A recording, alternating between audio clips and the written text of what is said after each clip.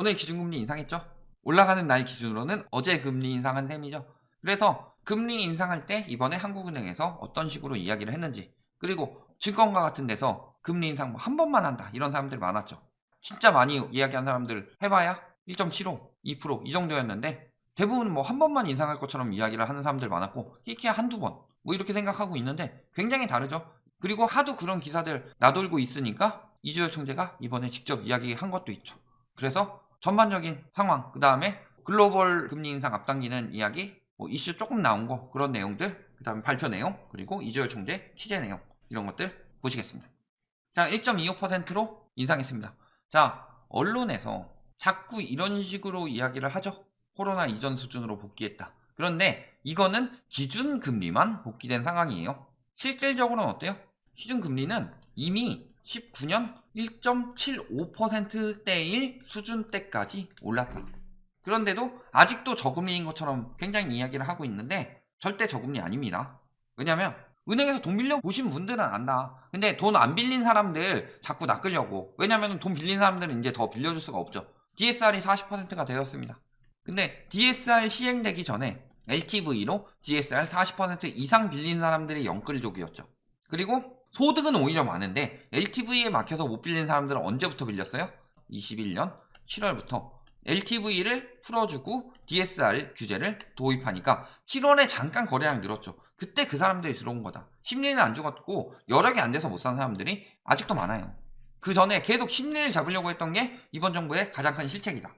심리는 언제 잡히냐면은 추세가 바뀌어야 잡혀요. 그런데 심리 잡으려고 아무리 해봤자 사실상 추세는 바뀌기 힘들죠. 그러니까 규제가 약하다는 이야기를 하는 거다. 결국엔 심리가 잡힌 게 아니라 여력이 없어서 못 사게 되니까 거래량이 떨어지면서 급한 사람들이 급매 내놓게 되니까 그 다음에 심리가 잡힌 거죠. 그런 상황이다.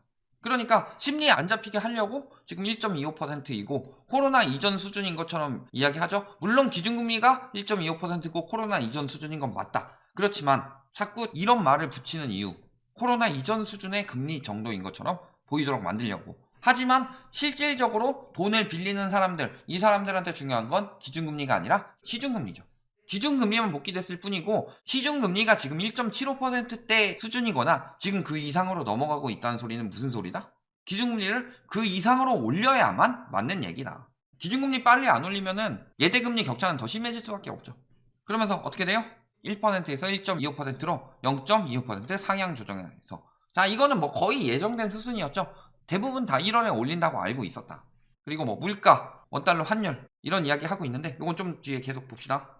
자, 경제 성장률 이야기가 나왔어요. 국내 경제는 코로나19 재확산에도 회복세를 지속. 자, 금리 인상에서 필요한 요건, 물가 상승률, 경제 성장률, 실업률. 이거 이야기 많이 했는데 실업률은 뭐 이미 거의 회복됐으니까 제끼고, 경제 성장률을 보면 어때요? 회복세 지속하고 있고, 보면은 그 전에 2%에서 3%대 수준 왔다 갔다 하고 있었죠. 그러다가 2019년에 뭐가 터진 거예요? 2018년 말 금리 올린 것도 있지만 미중 무역 전쟁 터졌죠. 그러면서 떨어지니까 금리를 인하했는데 코로나 터지니까 금리를 또 인하한 거죠. 그래서 이렇게 살아나면 다시 금리 인상을 하는 게 맞다. 그리고 3% 수준을 나타낼 것으로 예상된다. 자, 요거는 뭐예요? 코로나 때문이죠. 그리고 요거는 뭐예요? 우리나라가 진짜 6% 성장할 정도로 엄청 성장했냐? 그렇게 말하기보다 요거는 기저효과죠. 그리고 이게 끝나고 올해 3% 수준을 나타낸다는 것은 뭐예요? 코시국 끝나지는 않았음에도 불구하고 경제 시장은 그 이전에 원래대로일 대로 돌아가게 된다는 거다. 그러면은 원래 경제 시장이 어땠냐? 자, 글로벌 금융위기가 2008년 9월부터 시작됐죠. 그리고 미국에서도 유동성을 굉장히 많이 풀었어요. 그래서 유동성 푼 거 보면은 그 전에 막 이렇게 바닥 기다가 글로벌 금융위기 이후 이렇게 올랐다가 코로나 이후 이렇게 풀어요. 근데 지금 이렇게 풀었기 때문에 얘를 축소시키려고 했는데 문제는 미중 무역 전쟁 터지고 코로나 터지면서 다시 풀고 금리 낮춘 거죠. 그런데 원래 경제 시장은 이렇게 푼 것도 굉장히 부담이 됐기 때문에 15년부터 미국에서 금리 올리기 시작했고 17년 11월 이때부터 양적 긴축이 들어가기 시작했죠. 그러니까 금리 올리는 것까지는 저금리로 계속 같이 넘어가고 있었는데 우리나라 그래서 이거 금융정책은 굉장히 늦게 대응했어요. 같은 해 17년 11월에 우리나라는 뭐가 시작된 거예요? 금리 인상. 근데 너무 조금 했죠. 너무 조금 했는데도 어때요? 17년 11월에 한번 올리고 18년 11월에 한번 올리니까 집값이 하락세로 바뀌었죠. 그만큼만 올려도 하락세를 받겠다. 그만큼 우리나라는 가계부채 충격이 굉장히 위험한 수준이다. 그런데 3% 수준을 나타낸다라는 것은 코로나, 미중 무역전쟁 이전 수준으로 돌아간다는 얘기죠. 최소 1.75%는 기준금리가 올라가야 되는 상황이다. 이런 부분을 내포하고 있는 거죠. 소비자 물가 상승률은 뭐 보시면 알겠지만 이렇게 올라가고 있죠. 어때요? 잡히지가 않고 있죠. 그리고 상당기간 3%, 자 상당기간이란 표현을 했어요. 상당기간 3%대를 이어갈 것으로 보이며 연간으로도 2% 중반을 상회, 즉 2% 중후반이 나타난다, 이 얘기를 하고 있는 거죠. 자, 물가가 잡히지 않는다는 거예요. 기준금리를 1.25%로 올리고 나서 이런 이야기를 했어요. 올렸는데도 안 잡힌다, 이 얘기죠. 즉 더 올리겠다. 그리고 올리고 나서 안 잡힐 것으로 예상하고 더 올리겠다 이야기했는데 지금 안 잡히고 있는 상황이죠. 3%대 올라갔죠 이미. 그리고 또 안 잡히게 된다면 기준금리 인상은 더욱 가속화될 수밖에 없겠죠. 그리고 물가에는 여러 가지 충격이 있죠.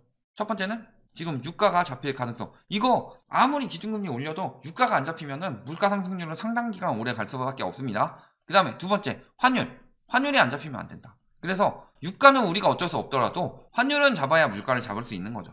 왜냐면 우리나라는 대부분의 물품이 수입을 통해서 들어오기 때문에 환율을 잡아야 된다. 왜냐면 환율이 올라가게 되면 수입 물가가 굉장히 높아지게 되죠.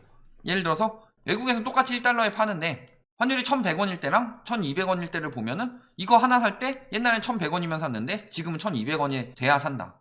그러면 이게 다 물가에 반영될 수밖에 없죠. 문제는 외국도 물가가 올라가고 있더라.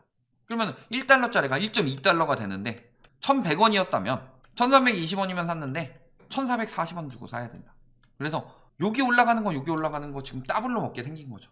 그래서 환율이라도 잡아야 세계적인 물가 폭등에서 버틸 수 있는 거다. 그래서 금리 인상을 해야 되는데 무슨 선제적으로 금리 인상해가지고 이제 안 올릴 거다 이딴 이야기 하고 있냐. 환율이 안 잡히고 있는데 지금도 또 슬슬 다시 오르고 있죠.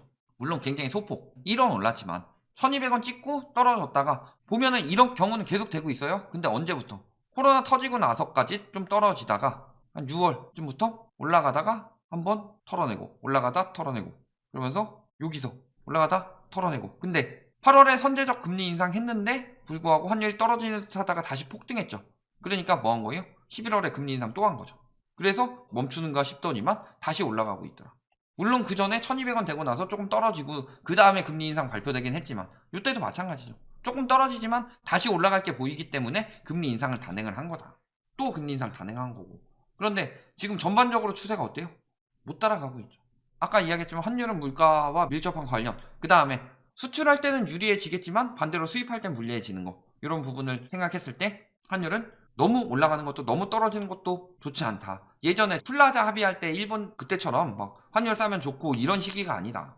그러니까 이미 그 전부터 예금 늘고 대출 줄었다고 하고 있죠.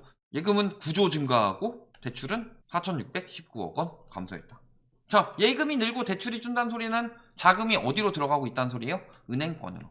자금이 은행권으로 들어가고 있는데 문제는 지난번 9월에 유동성 커버리지 비율 맞추려고 할 때 한 50조대 정도가 부족했었죠. 50조 가량 은행권에서. 근데 9조 증가했어요. 그리고 그 전에는 대출이랑 예금이 같이 증가했으니까 사실상 예금 증가량 뭐 아무리 많이 했다고 하더라도 요 50조 가량을 맞추지 못했다는 거죠. 그럼 요 50조 가량을 맞추려고 한다면 둘 중에 하나죠. 예금 엄청나게 늘리고 대출 엄청나게 줄인다. 이렇게 될 경우는 부동산이나 주식이나 뭐 코인 등으로 유동성이 흘러가지 않는다는 이야기죠. 즉 가격 하락을 이야기하는 거죠. 만약에 이게 되지 않는다면 뭐다? 채권 발행해야 되죠. 채권 발행하면 채권 가격이 떨어지기 때문에 금리는 올라가죠. 그럼 채권 금리가 올라가게 되는 건 뭐를 압박한다? 기준금리 인상을 압박한다. 은행권에 돈이 없으니까 유동성을 지금 안 들어가게 막히든지 아니면 충분히 막히지 않았다면 금리 더 올라갈 수밖에 없는 상황이 되는 거다. 그래서 지금 이미 이렇게 되고 있다는 거죠. 부동산 시장은 오로지 대출 유동성으로 성장했죠. 그걸 대표적으로 나타낸 것이 뭐다? PIR. 임금보다 자산 성장이 더 빨랐다. 즉 임금보다 자산 성장이 더 빠를 수 있었던 이유는 대출 유동성이 들어갈 수 있었기 때문이다. 그런데 지금 대출을 축소한다 라는데 무슨 어떻게 집값이 더 올라간다는 이야기를 하냐. 거기다 미국 지금 12월 물가 상승률 7% 찍었답니다. 1982년 이후 최고치. 아마 이 방송 보시는 분들 보면은 1982년에 태어나지도 않으신 분들도 있을 거다. 지금 MZ세대들은 1982년에 태어나지도 않았죠. 미국 MZ세대들은 역대 최고의 물가를 지금 경험하고 있는 거예요. 살면서. 이건 무슨 소리예요? 금리 더 올려야 된다는 소리죠. 최근 파월 이야기하는 거 보면은 금리 인상 더 할 수도 있다고 그러죠. 그리고 양적 긴축 하반기에나 된다고 뭐 그런 이야기하면서 뭐 나스닥이 올랐다 이딴 개소리 하고 있는데, 양적 긴축은 처음 발표될 때부터 후반기에 하겠다고 이야기를 했어요. 당길 수도 있겠죠. 물가 상승률이 높으면. 다만 양적 긴축을 당기는 것은 계획을 전면 수정해야 되기 때문에 오히려 금리를 더 올려서 막고 양적 긴축 시기는 거의 유지될 것으로 보이는 상황이다. 미국에서 4차례 금리 인상이 확산되고 있다고 하죠. 작년에 우리나라 2차례 올렸고 올해 1차례 올렸어요. 12월 연준에서 가장 많이 나온 의견이 9회 금리 인상이에요. 올해 3회, 그 다음에 총 9회. 여기까지 이야기가 가장 많이 나왔어요. 근데 올해 4회로 늘어난다는 거죠. 그러면 3월 연준에서는 더 많이 나온다는 거죠. 올해 뭐 총 10회 이상 나올 수도 있다. 그리고 작년에 2차례 올렸고 지금 1차례 올렸죠. 2차례 올린 것에 대해서 보자면 환율이 떨어지고 있었어요? 올라가고 있었어요? 2차례 올렸는데도 올라가고 있었죠. 미국에서 아직 금리 인상 시작도 안 했는데, 아직 테이퍼링 밖에 안 했는데, 그러면은 미국에서 금리 올릴 때마다 환율 난리칠 텐데 계속 먼저 선제적으로 방어하지 않는 이상은 굉장히 위기가 올 수 있다. 외환이 지금 많이 빠졌다고 하고 있죠. 이런 부분 보면은 지금 굉장히 위험한 상황이고, 근데 미국에서 더 빨리 긴축하면은 우리나라는 따라서 더 선제적으로 빨리 긴축해야 되는 상황이다. 이거 시장 굉장히 잘 읽어야 되는 상황이에요. 안 그러면 굉장히 위기가 올 수 있습니다. 그래서 뭐라고 한 거예요? 1.5%로 올려도 긴축 아니다. 그러면서 뭐라 그래요? 금리를 한 번 더 인상해 1.5%가 되더라도 경제 흐름이나 중립금리 수준, 그 다음에 준칙 금리 등 기준으로 비춰보면 긴축으로 볼 수는 없겠다. 그래서 얼마냐? 라고 물어보니까 뭐라 그래요? 확실하게 이야기 안 하죠. 시장에서는 뭐 이 정도 형성되어 있는데 말할 수는 없다. 왜 말할 수 없겠어요? 얘보다 더 높다고 하면은 순간적으로 자산 붕괴 일어나면서 더 빨리 경제 위기가 나타날 수 있고, 얘보다 낮다고 하면 자산시장에 거품이 다시 들어갈 수도 있죠. 그러니까 말을 아끼는 거다. 원래 그래서 저 자리쯤 있는 사람들은 당신 말도 옳소, 당신 말도 옳소, 아 누구 말이 맞다는 거예요, 그렇게 말하는 당신 말도 옳소, 이런 설화처럼 되게 어벙뛰게 이야기를 하고 있는데, 적어도 최대한 자산시장에 충격은 가지 않게 이야기하더라도 1.5는 넘어야 되겠더라. 1%때 뭐라고 그랬어요?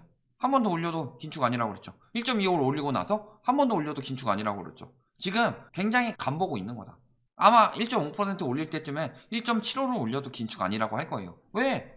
물가가 2%대 중후반인데, 물가가 2%대 중후반이라는 소리는 기준금리도 2%대 중후반까지 올라가야 된다는 얘기예요. 저번에 박승 전 총재 이야기할 때 뭐라고 그랬어요? 최소 2%까지 올려야 된다고 하잖아요. 그래서 지금 기준금리 엄청 높고 시중금리 계속 올라가고 있는데도 실질 금리는 마이너스다, 이 소리가 나오고 있고. 결론, 자, 기준금리 1.25%로 올랐죠. 그런데 이야기를 들어보면 경제성장률 회복되었고 물가 상승률은 올해까지는 적어도 인플레이션이죠. 내년 이야기는 안 했으니까. 근데 내년도 얘기가 어떻게 달라질지 모르겠지만 적어도 올해는 인플레이션이 심각할 것으로 예측하고 있더라. 그 다음에 환율도 생각해야 되죠. 그리고 적어도 1.5%는 긴축 아니고 그보다 더 올리는 것에 대해서는 말을 아낀 정도다. 하지만 그 이상 올라갈 가능성은 굉장히 높다.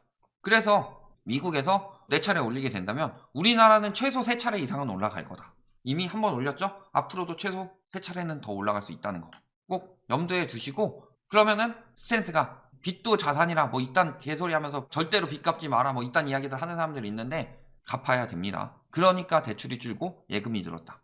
이거는 모든 사람들이 느끼고 있다. 나만 아니라고 생각하면 안 된다. 혼자 물린다. 이 부분 꼭 알아두시기 바랍니다.